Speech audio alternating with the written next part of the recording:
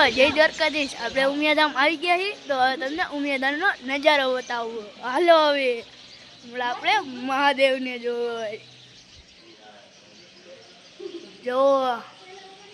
આ છે મહાદેવ તમને નજીકથી બતાવું બોલો હર હર મહાદેવ હવે તમને ઉમિયા માતાજી બતાવું હાલો હમણાં આપણે ઉમિયા માતાજી પાસે જાય